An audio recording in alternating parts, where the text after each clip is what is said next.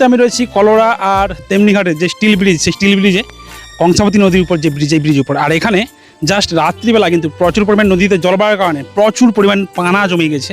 তো সেটাই দেখাবো তোমাদেরকে। সেই পানাগুলো কিন্তু এখন পরিষ্কার করার কাজ চলছে, কীভাবে পরিষ্কার করছে আর পানার উপরে চেপে কিন্তু সবাই পরিষ্কার করছে। চলো দেখতে থাকো। এটা হচ্ছে কংসাবতী নদী, আর এই কংসাবতী নদীতে এইটা হচ্ছে তেমনিঘাটের যে ব্রিজ, সেই ব্রিজে কিন্তু প্রতি বছরই কিন্তু এরকম পানা জমে যায়। আর সেগুলোকে এখানে স্থানীয় মানুষেরা দেখতে পাচ্ছেন কীভাবে নিচে নামছে, আর বাঁশের মতো কিন্তু ভেড়া বেঁধে নিচে নামছে। আর এইরকম জলের উপর দাঁড়িয়েই কিন্তু এই সমস্ত দেখতে পাচ্ছেন পানাগুলোকে কাটাকাটি কাজগুলো চলছে। আর এই পানা স্তূপ দেখতে পাচ্ছেন বহু দূর পর্যন্ত কিন্তু এই পানা স্তূপ তোমাদেরকে দেখাচ্ছি। দেখো কীরকমভাবে আটকে গিয়েছে, মানে এর উপরে এত পরিমাণ জাম হয়ে গেছে, যেটা কিনা এখানে দেখতে পাচ্ছেন দাঁড়িয়ে দাঁড়িয়ে কিন্তু টোটালি কাটা কাজগুলো চলছে, মানে পরিষ্কার কাজগুলো চলছে।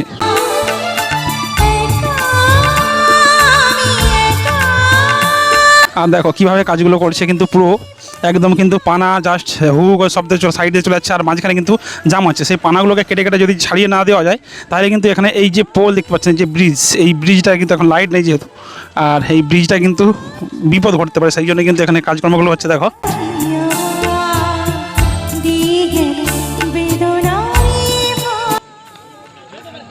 দেখো অনেকজন মিলে কিন্তু এখানে কাজ করছে। জাস্ট দেখতে পাচ্ছ টোটাল যে পানাগুলো স্তূপ যে মানে 15টি পুরো যে জমিয়ে গেছে, সেই স্তূপগুলোকে কিন্তু আস্তে আস্তে দেখতে পাচ্ছ কাটছে। আর কীভাবে নামছে দেখো, টোটাল কিন্তু বাঁশ দিয়ে মই তৈরি করা হয়েছে, বেঁধে বেঁধে এই বাঁশ দিয়েই কিন্তু এই মই দিয়ে কিন্তু নামার কাজগুলো চলছে এইভাবেই।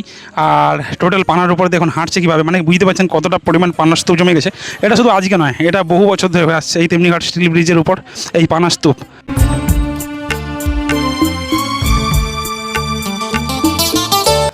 দেখতে পাচ্ছেন কীভাবে কাটছে কড়াতে করে, কিন্তু কড়াতে আর বাঁশে করে কিন্তু ঠেলে ঠেলে পরিষ্কার করা হচ্ছে। টোটাল এই যে জায়গাটায় পানাগুলো স্তূপগুলো যেমন গাছের গোড়া কাটা হয়, সেই রকমই কিন্তু কড়াত দিয়ে দেখতে পাচ্ছ কড়াত চালিয়ে চালিয়ে কিন্তু টোটাল এই পানাগুলোকে কাটা হচ্ছে, মানে এতটা পরিমাণে শক্ত হয়ে জমিয়ে গেছে এই জায়গায় পানাগুলো।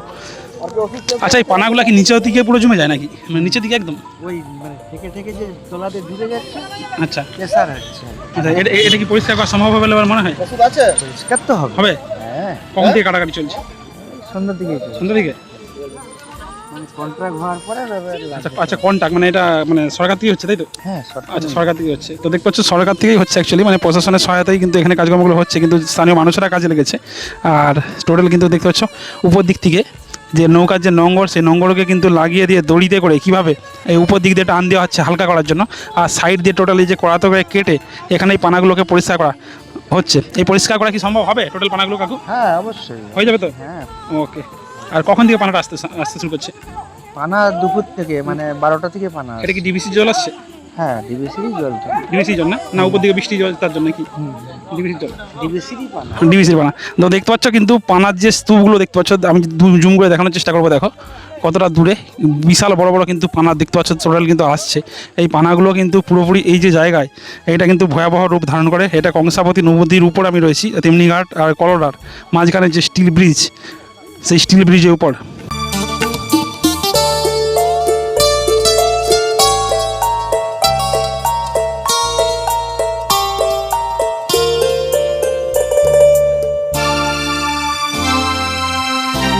তো চলো এখানে ভিডিওটা এই পর্যন্তই। আবার আপনাদের দিকে কালকে সকালে আপডেট দেবো কতটা কি পরিষ্কার হলো, বা আরও কি পানা জমলো বা কোনো কিছু হলো, সেটাই কিন্তু দেখাবো।